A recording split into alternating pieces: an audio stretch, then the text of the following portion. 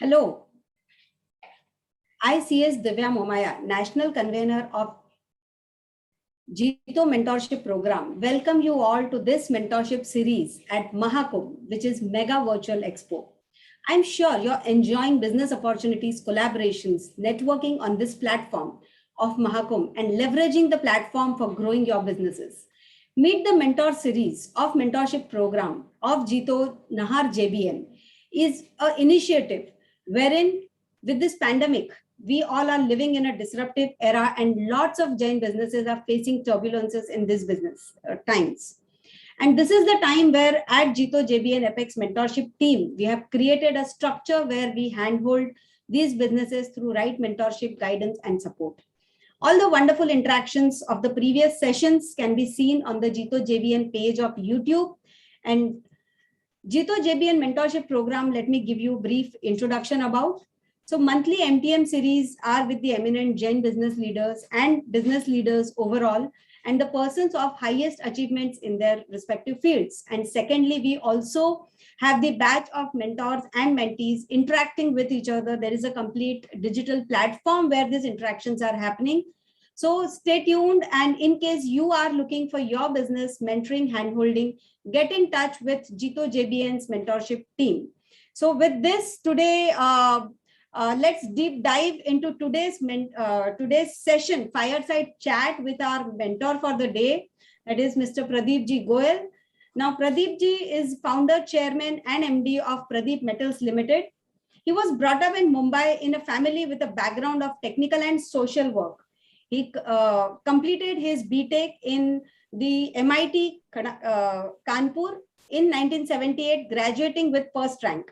And he completed his master's with the MIT USA with a full scholarship. Yes, now let's talk about his professional journey.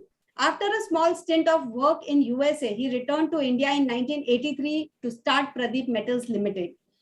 The company manufactures and exports machine forgings. He has been a trustee of ASM International USA for the term of 3 years. He is fellow ASM International and recipient of Distinguished Life Membership Award. He has been conducting research in a novel manufacturing process to manufacture steel using microwaves. And he has developed non-chemical disinfection of the food grains using microwave process approved by Government of India Agri Lab in Ludhiana. His social involvement and activities are wonderful to note. He has been a past assistant governor of Rotary International District 3141.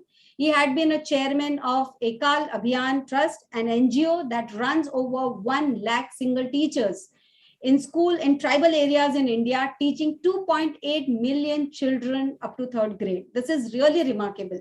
Recently awarded with the Gandhi Peace Prize for the year 2017. Now, he has been a director on UPL Limited, Hind Rectifiers Limited, IIT Bombay Research Park, Technology Development Board, that is of Government of India, Jan Kalyan Sahakari Bank Limited. He has been a former vice chairman, and National Institute of Foundry and Forge Technology. So with this, I welcome Pradeep to this interactive session on Meet the Mentor series of Jito JBN mentorship program. So it's really indeed pleasure to have you with us here in this interaction. First of all, thank you so much for accepting our invitation and be here with us. So I would be straight away entering into a fireside chat with you to understand about your journey of your entrepreneurship, of your being an industrialist, and how have you seen even India transforming from days of past to the today. So first question which comes to my mind is, can you share about your journey from being an engineer to an industrialist, and how have you converted the challenges into the opportunities, or minted the challenges into the opportunities? So over to you, Pradeep ji. Thank you, Divya. That was a great comprehensive introduction. I couldn't have said it better. This journey really started about 40 years ago. I graduated from USA in 1980.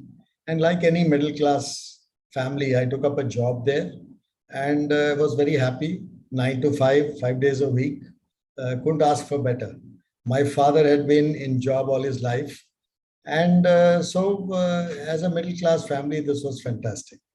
And of course, things don't last well, as you can always imagine. His close associate, confidant, friend, our former Prime Minister, Shri Atal Bihari Vajpayee, happened to be in USA, and we got the opportunity to host him home for a couple of days.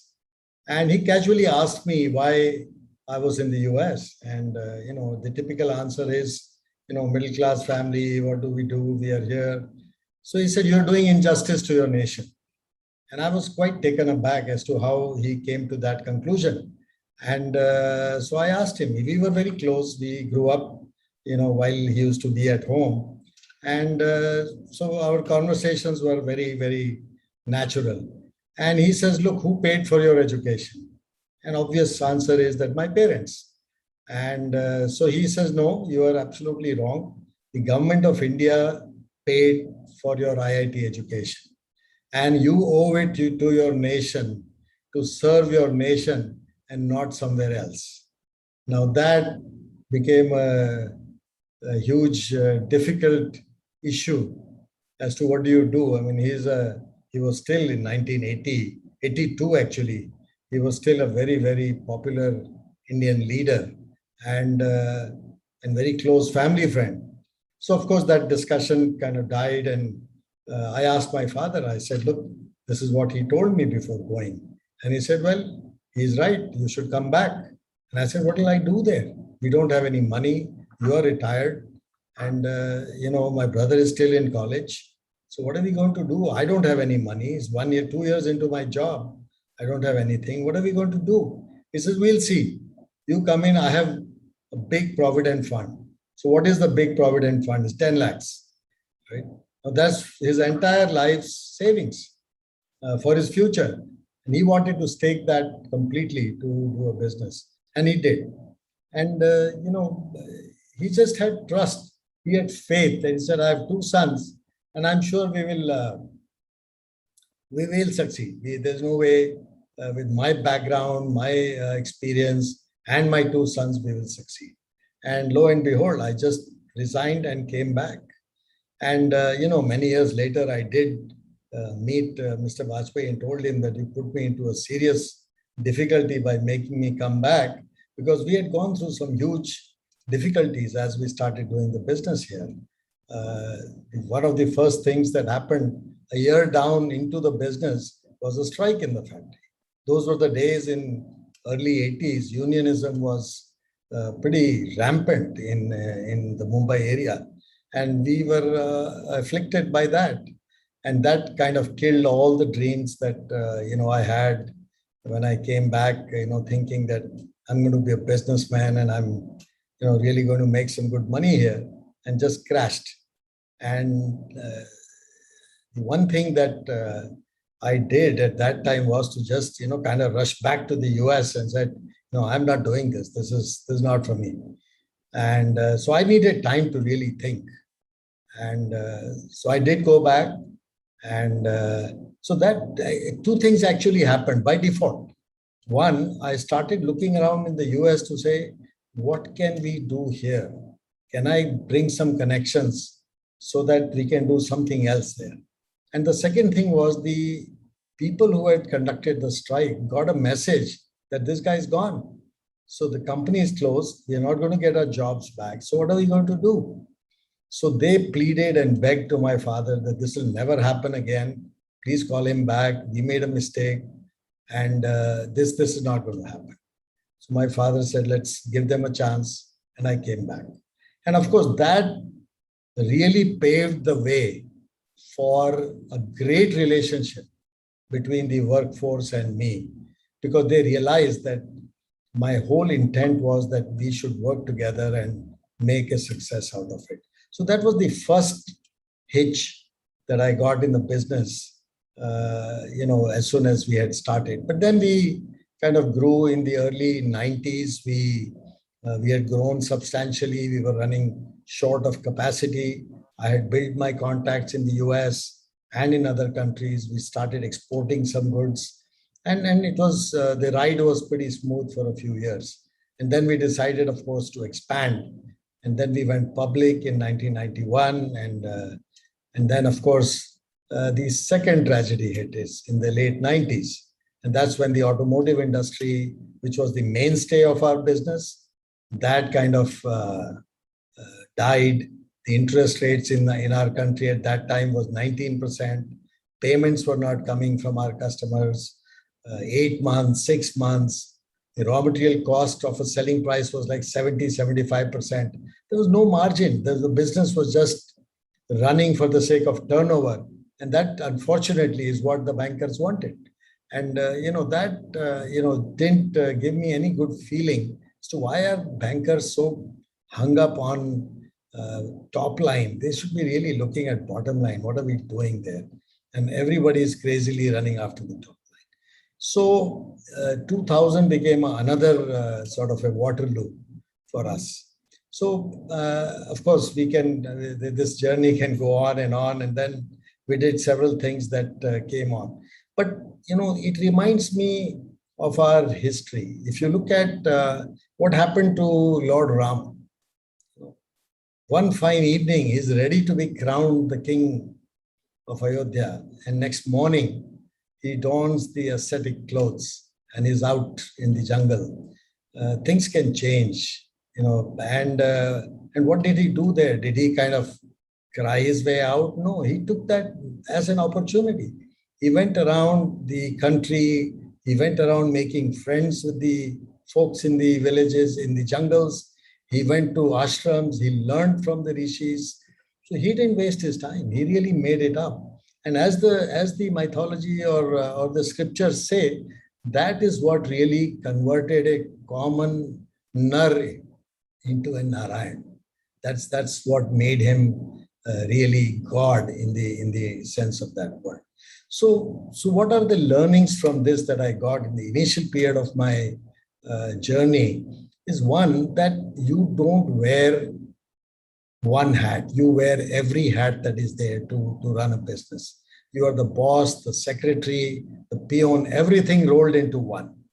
So are you ready to do that hard work? It's 24/7. Sweat it out as if your life depended on it, right? Do you have a clear vision and mission? What do you want? Where do you want to see your business grow? Do you have a documented plan? Where are you headed? What do you believe in your business model? Are you focused on your plan? Are you passionate about your business? Are you prepared to be a lifelong learner and a listener? Very important characteristics in taking your business ahead. Do you look forward every morning to go to work and enjoy it, look forward to it? Is your customer your first priority? So some of these learnings as I got, I feel that even if somebody says 60% of them is yes, you are ready to do your own business. So that's how you convert all these challenges that come along and try to make good use of it. So that's, in a nutshell, what I feel is what a new business entrepreneur should really look into. Absolutely wonderful. So, indeed, today we speak about, pandemic, there are so many challenges, and, the raw material prices are going up, and the rate of interest, inflation is going up. But I think when you spoke about 70-75% cost and about 19% of the bank rates, today I think we are better, positioned in terms of all these things. And again, challenges, as you said, will keep coming. It's how we take it up and how we create our journeys is something, what every entrepreneur has to really, take from this session. So what one of the biggest roadblock in your journey of growth, which you feel, was there? It was when removed, it became a game changer moment for you. So can you throw some light on that? So just as I was talking about, what happened in the year 2000, we really kind of died because there was no way we could make money by the costs that we were incurring to do that business. So one thing that clearly came out is that if you start looking at your bottom line and say, which are the components that you make where you actually make some money? And you start sifting the good and the bad. And suddenly we found that uh, 80% of the parts that we were making were lost leaders. We were really not making money in that, only 20%. So we decided to cut that out. And our top line went down by 80%, but our bottom line went up 200%. So you have to take a call. The interest cost, which were very high, since we started looking at exports, because we found that the 20% business that was really making money for us was the export business. So we started focusing completely on how to export more and more products. And because of that, we were able to go back to the banks and borrow in foreign exchange, which was at a much lower interest cost. And we started making money. But one event that took place in the year 2008, this was soon after the great crash of 2008. One of our major customers, multinational from the US, they came back and said, look, our management has decided that we cannot give orders 70, 80 days in advance because we don't know what we are going to sell tomorrow. After that crash, people became very conscious.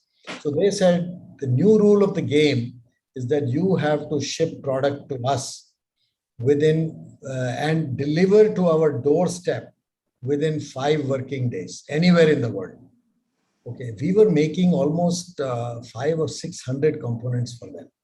And the orders could be 1 piece, 5 pieces, 10 pieces, 100, 500, whatever. But anywhere in the world, it could be Korea, Singapore, Dubai, Germany, Sweden, US, anywhere in the world, deliver from PO to them in 5 working days. Now that kind of came as a bolt, hitting us, and we said, boy, this means clearly that they don't want to do business with us, or they must have found somebody in the US who's willing to do that. And so the trivial solution to that was give up that business, right? Because you can't do it. So, but that's not the answer.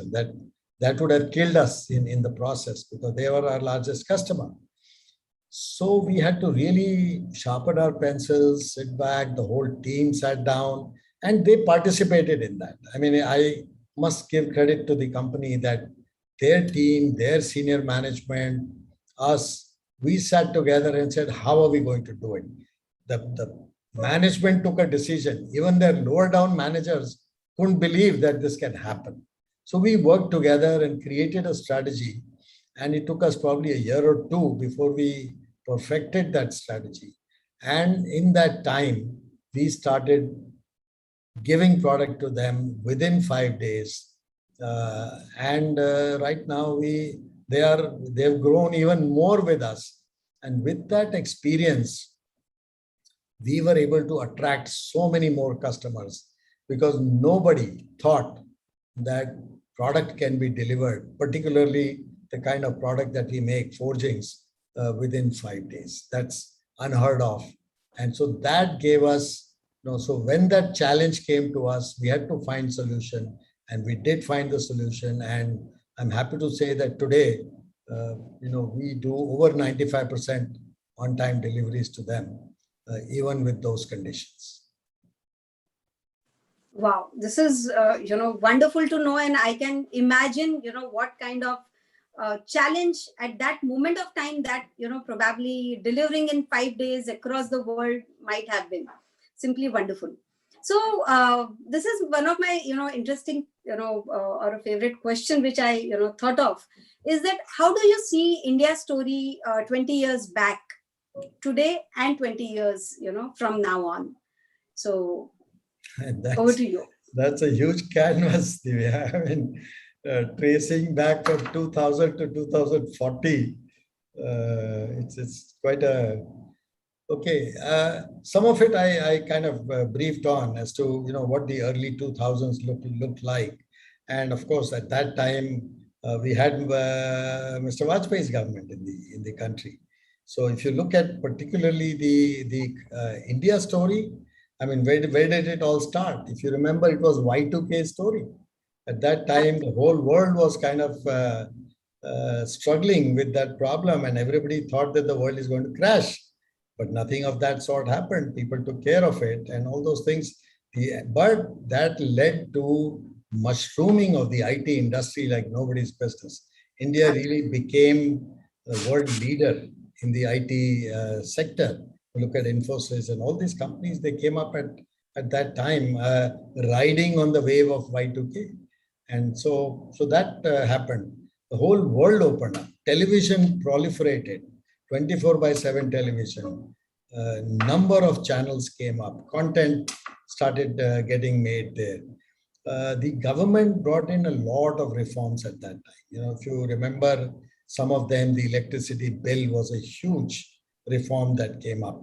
The government created the IT task force, seeing the great benefit that they saw in the Y2K thing. The special task force was created. They created the disinvestment ministry, right? A lot of large dead PSUs were sold. If you remember, Arun Shourie was the disinvestment minister at that time. They created universal access of education to all. They made sure that every child in the age group of 5 to 10 or 14 years was provided education.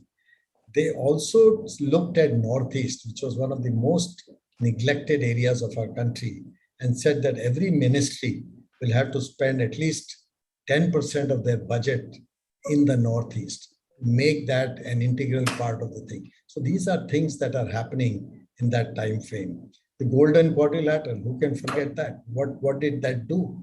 As the Golden Quadrilateral came into being, all the districts that were around that quadrilateral, their GDP went up by almost 50%. That's unheard of. So that's what infrastructure can do for your country. And thanks to Mr. Gadkari at that time, he was also responsible among other ministers who took that. And of course, one of the big things that happened was Pokhran in 1999-2000, if you remember that. And the world took notice of India, that India could also be. But soon after giving sanctions, they realized that India didn't mean any war. India did that for peaceful purposes. So I think a lot of those things happened. The GDP growth rate, maybe in the 2003 onwards, started becoming 7 to 8%. And that sort of continued for several years through the UPA 1, through UPA 2. And then it started kind of dwindling down in UPA 2 for whatever reasons. I mean, I don't want to get into all the reasons why that happened. But the growth, India really had a good growth story. Of course, if you want to compare it to China, we were not there, but we were still one of the leading contenders for the high growth story. And so they showed the way. The Vajpayee government showed the way for growth. Now, what happened? Let's come to 2014. Okay, various things happened here now. I mean, that's again a laundry list that runs into pages. But if you look at some of them, let's say GST, for argument's sake, a lot of people complain about GST, but I'm one of the biggest votary of GST, because when I saw in my own company, we were dealing with 15, 20 different archaic tax structures, and we were making returns for all of that. And now suddenly we are making one return, we upload it on the system, we've ensured that all our vendors are on GST, and everything is so smooth. We have no interaction with the department of any kind, and it just happens on the net and everything. So I thought that really was the great game changer. Then, of course, the JAM Trinity. You all know that the JAM, Jan Dhan accounts, Aadhaar card, and Mudra loans and all those things, that created new opportunities for people to get money to start their businesses. Entrepreneurship kind of took center stage at that time. Small people would borrow anywhere from 50,000, 1 lakh, 5 lakh, up to that kind of level. Insolvency code, okay. Another big game changer. Infrastructure push. Again, a huge 30 kilometers per day. That's immense. You can't, this thing, technology startup ecosystem. You look at all those kinds of renewable energy. What focus on renewable energy? India became a leader of solar and wind energy. Power to all. I mean, we got every village electrified in this small period of time. Railway reforms, okay, direct benefit to the needy who deserved it. No middleman, cut out completely. FTI reforms. Okay.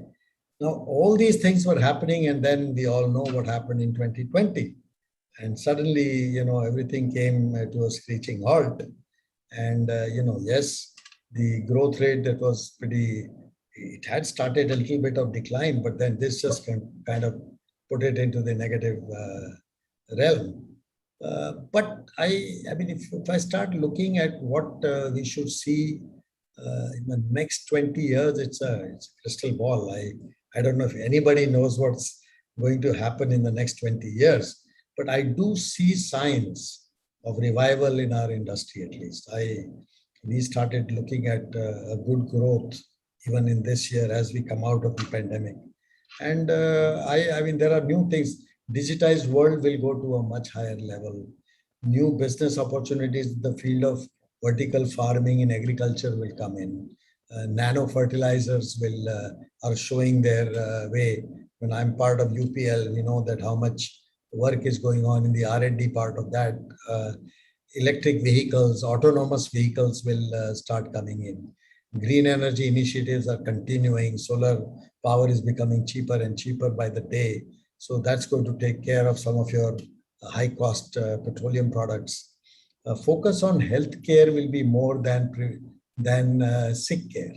You're going to do preventive healthcare more and not take care of the sick people. Huge impetus in domestic markets by e-commerce and some of those kinds of defense. I mean, the Make 2 and Make 3 and Make 1 programs of government as far as MOD is concerned, and the negative list of 200 that the government has come out with and focusing on manufacturing in India, the defense industry is going to grow leaps and bounds in the next few years. It'll take a few 10 years maybe, but the focus is now completely textiles.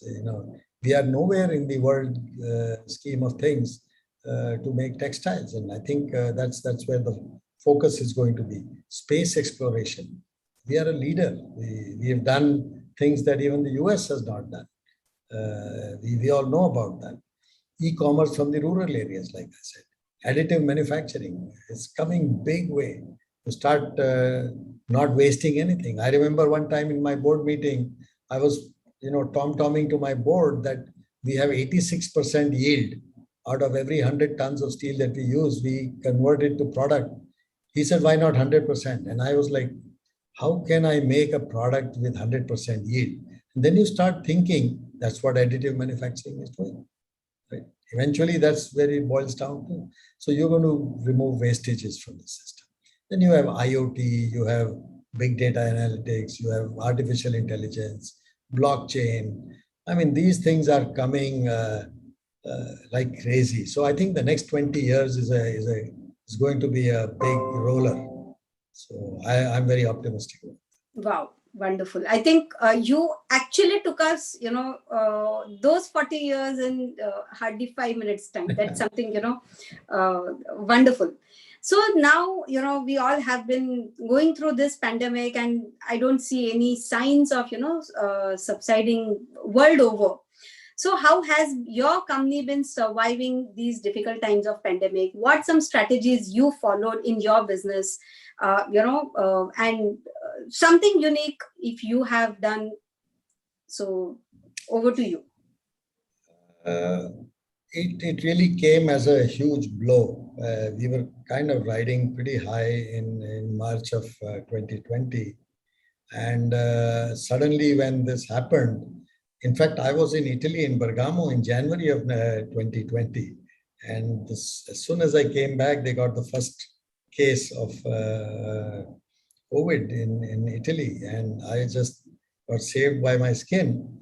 But pandemic, we were lucky in some way that we provide products for the essential goods industry. Most of my customers overseas, and they were clamoring. They just kept writing letters to us that we cannot stop the supply chain because many of them were making food products. Okay, so food, you cannot stop food anywhere. So I had to really push my way to the collectors and others to give us permission to at least run a little bit, which we did. We started running about 10-15% capacity in April. And we kind of assured the government that we will do only what is essential. And so some of the things that we had to do there was, people didn't have way to come. So first thing we did was that we had allowed all staff to work out of home. And we had to create the ecosystem for that. We had to provide laptops quickly to them. We had to give them internet access, high-speed internet access to them. We had to put all our data on cloud system, secure cloud system, so that they could access our servers and all those things. So that was one big challenge where we had to spend. Then we had to provide for facilities for people to own their vehicles, so that those who are workers who had to come and produce, they can't work from home. So we had to provide some sort of facility for them because public transport was not available. Now they were also afraid, their families were afraid. So the first thing we did, as soon as some new insurances came into being, we took an insurance that if anybody got even COVID positive, the insurance company would pay them 50,000 rupees. So they would lose their job. They wouldn't be able to come to work for a while, right? Our group medical insurance took care that if they were hospitalized, they would be taken care of. And we took a policy that if somebody, God forbid, didn't make it in the hospital, their family would get 30 times their last drawn salary.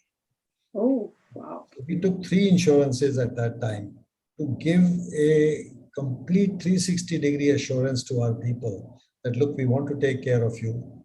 And, you don't need to be scared. All the preventive steps required at the factory were done. We probably spent over 1 crore of rupees just to do some of these things, sanitizers, cleaning up, spraying 2-3 times in a day in the whole factory, providing masks, disposable masks. So we took every possible care that those who do end up coming to work feel comfortable, that they're not risking their lives to come to work. We had customer connect calls on a regular basis on Zoom so that we didn't lose touch with our customers. We had to change our HR policy to provide facilities not for travel, but for facilities at home, like internet and all those things. So we had to provide those kinds of facilities. We empowered managers, even junior managers, to take quick decisions. Even if the senior people are not available, take decisions, go ahead and do what is in the interest of the organization. So we empowered those people. We did not cut anybody's salary, even 1 penny. Everybody got their salaries. We just took it upon ourselves to say that it's a fixed cost. We cannot, you can't, already people are struggling. At that time, you can't have people, get a pay cut or something like that. So we didn't do any of that. We minimized our costs. We minimized our stocks. We minimized our work in process.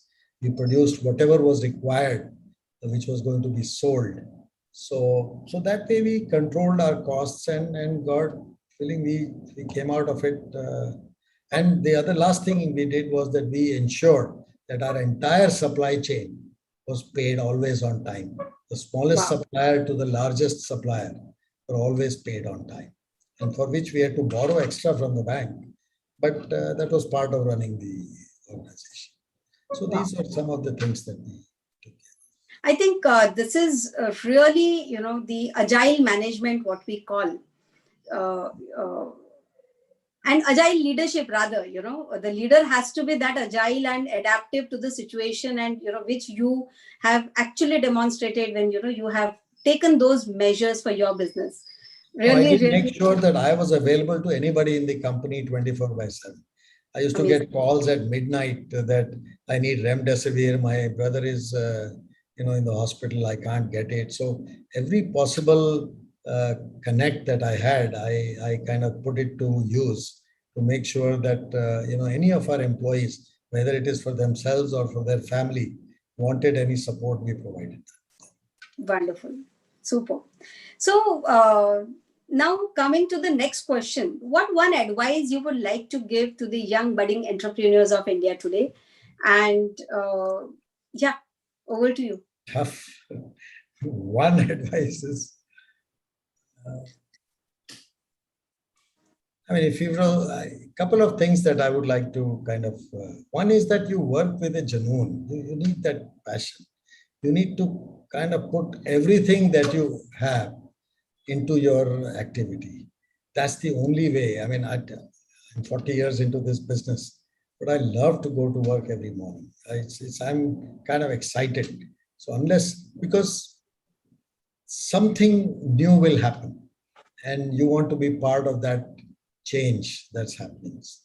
Correct. The second thing I would like to say is that bring good talent around you. Keep a set of good, talented people around you. Not only will they add to your caliber, but they will be there to take care of it if you are not there. So talent is very important. Who are you giving? And third thing, which my father had taught us very early on, comply with the laws of the land.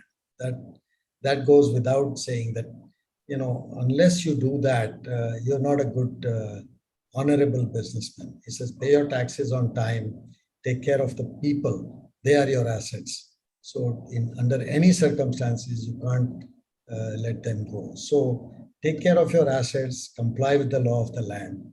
I think you will succeed beautifully. Perfect. Wonderful.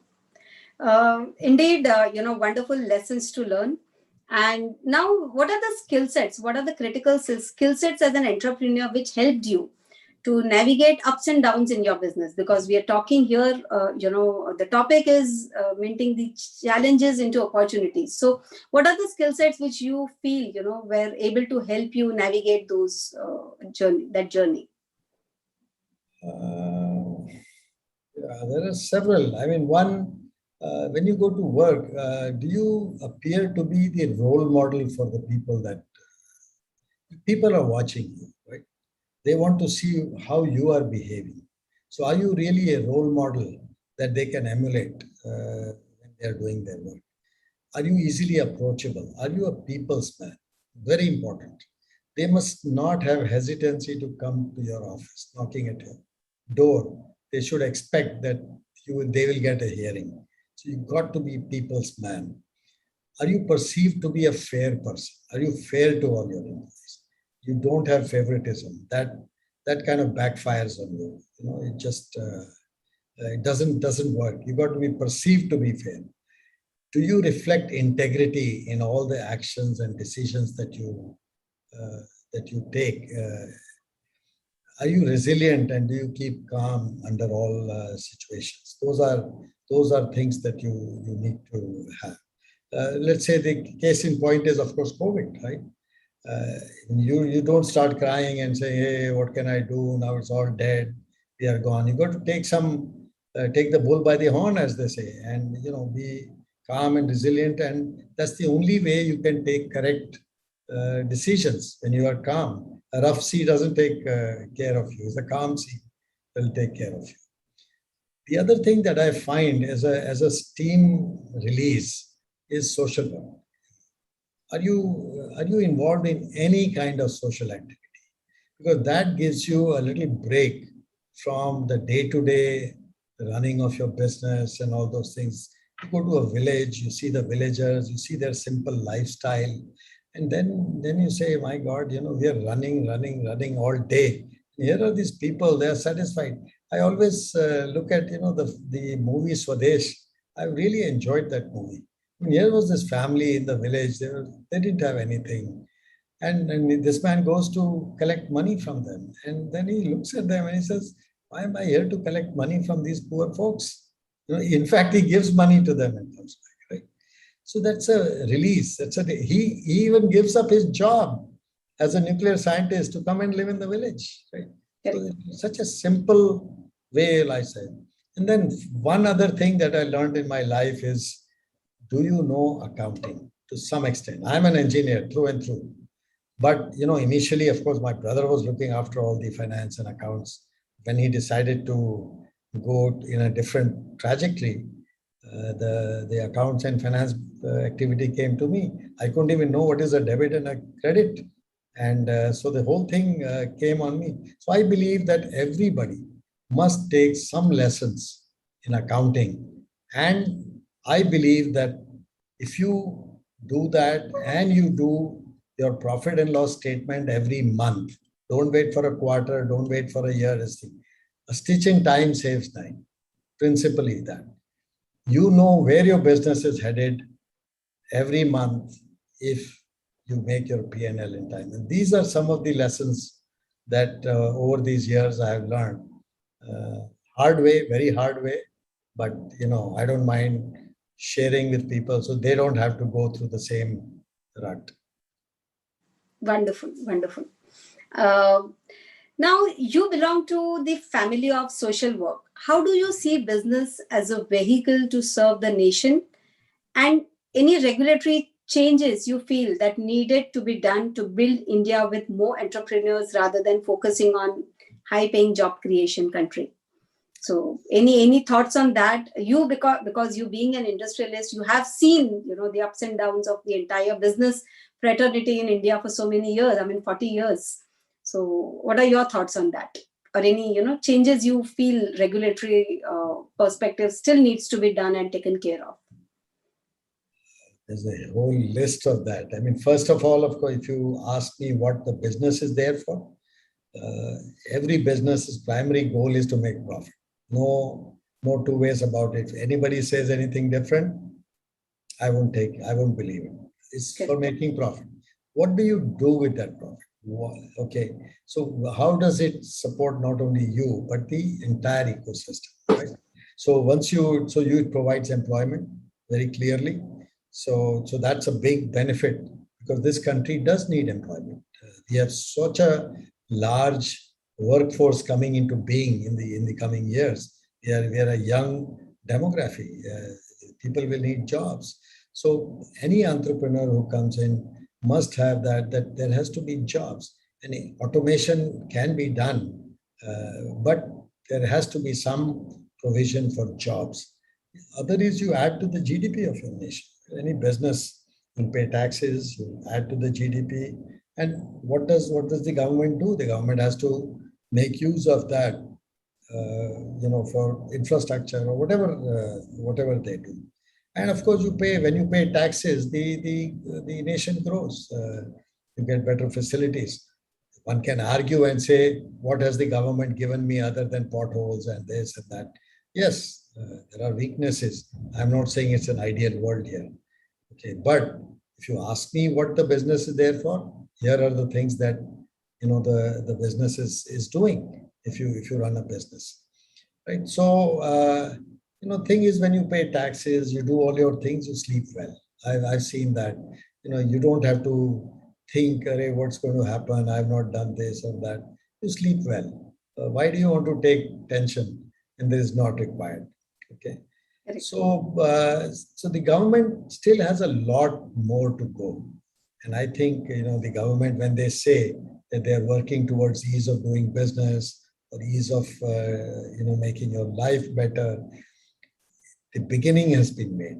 Now, you can't say that in 2 years, 3 years, 5 years, the entire thing will change and you'll suddenly see, everything is transparent, everything is going to happen tomorrow. And it's a process. You can't switch on and off. Ease of doing business, yes, we have improved. The statistics show that we have improved, but it'll take time. So there's a lot more reforms, a lot more things that need to be done, which the government need to do. Like GST, I've always favored GST, and that has helped.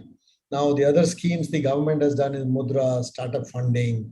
The one thing that I've been telling this government now that I'm on the board of technology development and IIT Bombay Research Park and all those things, And my focus is that the government must trust the private industry, uh, allow them to do R&D even at government cost. At the same time, ask them to put in their own contribution to R&D. Okay, China did that extremely beautifully, and the number of patents China produces every year has surpassed even the United States. Okay, Wow. so if India doesn't play that game well to do R&D, we have capabilities. We have people who are scientists who are. I mean, we have developed 3 COVID Vaccine. vaccines I in 1 year. was about to say that vaccination, I mean, everything is. what does it speak about our scientist community? When the challenge comes, they are able to do it, but they need that freedom. The government gave the labs the freedom to pursue their R&D. Okay, I've been trying to convince the government that just like you have CSR, you have made CSR 2% mandatory. Why can't you make 2% expense in R&D for every company? You can Wow. participate in that also. So that's my thrust. Every minister I meet, if at all any, I say this is where India is lacking. We need to give more focus on R&D. So that's True. one message that I would give to the government. Wow. Thank you so much. Now, coming to something on the personal front, what keeps you busy when you are not an industrialist or not on your job or in your office? And one book which you would like to recommend to our entrepreneurs of Jito community, which has helped you mold your entrepreneurship journey.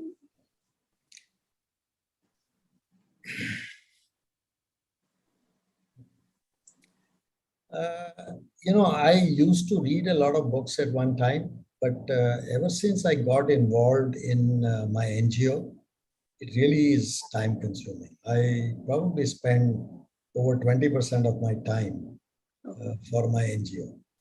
And it's a passion. I really feel that we owe it to our society, particularly to these tribal areas, which have not seen anything in their life.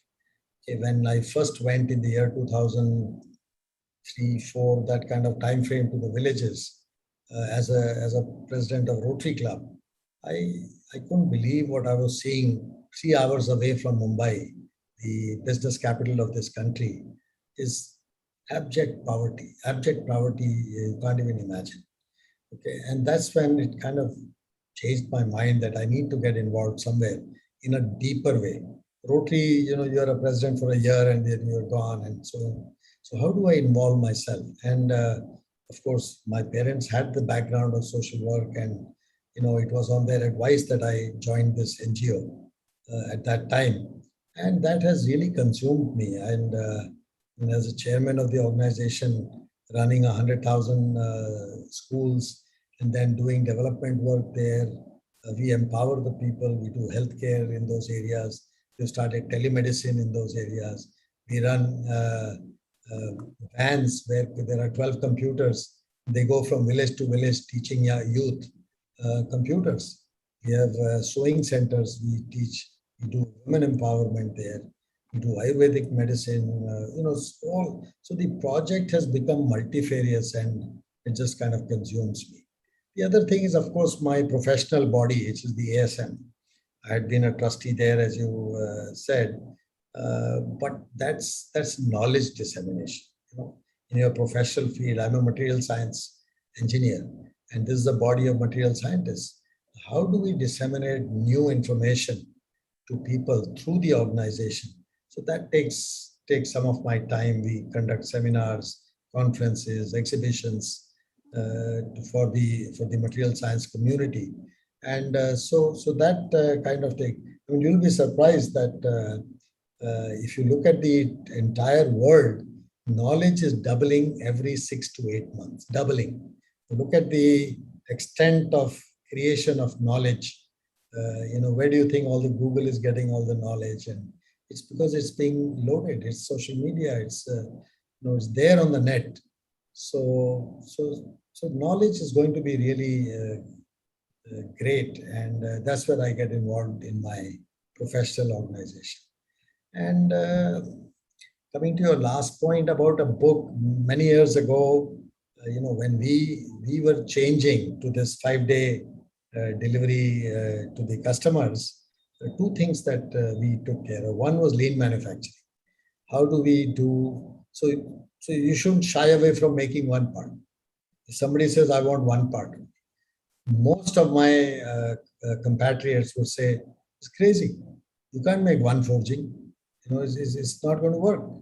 But lean manufacturing talks about the single piece flow, right? How do you do that? And then the other thing that I really kind of got on was theory of constraints. Because in every business, there will always be constraints. And the book that really taught me that was by Eliyahu Goldratt. It was called The Goal. And I bought 15 copies of that and gave it to all my managers. I said, let's study this and let's see how we can use this book to improve our own operations. How can we remove bottlenecks in our manufacturing? And so that really has helped me tremendously, particularly in a manufacturing book. It's like a storybook. It's like a novel. Don't even look at it as a management book or something. It's a storybook, and anybody can read it comfortably. So I would really strongly recommend that young entrepreneurs must read that. Wonderful. Thank you so much. And it's been so wonderful to listen to your journey, listen to how you have actually overcome those challenges, which at that moment of time might be looking big, but now when you look back, or we even hear to you, it's something very difficult to understand how that situation might have been for you and your entire team.